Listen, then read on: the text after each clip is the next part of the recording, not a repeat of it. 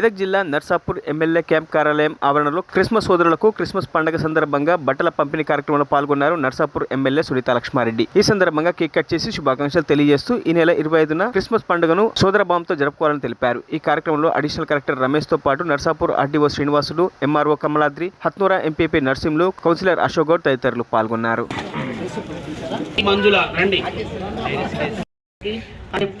జరుపుకోబోయేటువంటి Christmas సందర్భంగా మీ అందరికీ మరి హ్యాపీ క్రిస్మస్, మేరీ క్రిస్మస్ అని కూడా తెలియజేస్తా ఉన్నా.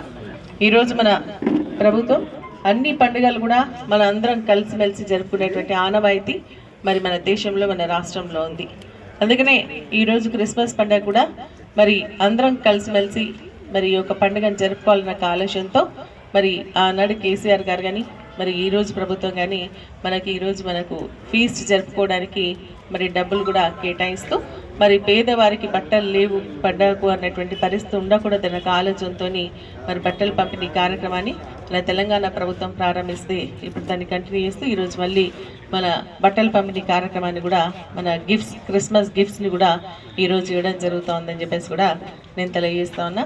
మరి మనందరం కూడా మరి సంతోషంగా ఈ పండుగలు జరుపుకోవాలని చెప్పేసి నేను కోరుకుంటూ మరి నేను శాసనసభ్యురాలు అయిన తర్వాత మొట్టమొదటిగా వచ్చినటువంటి పండుగ క్రిస్మస్ పండుగ అని చెప్పేసి కూడా ఈ కార్యక్రమంలో పాల్పంచుకునేటువంటి అవకాశం మాకు లభించడం నిజంగా చాలా సంతోషంగా ఉంది అని చెప్పేసి కూడా నేను తెలియజేస్తా ఉన్నా.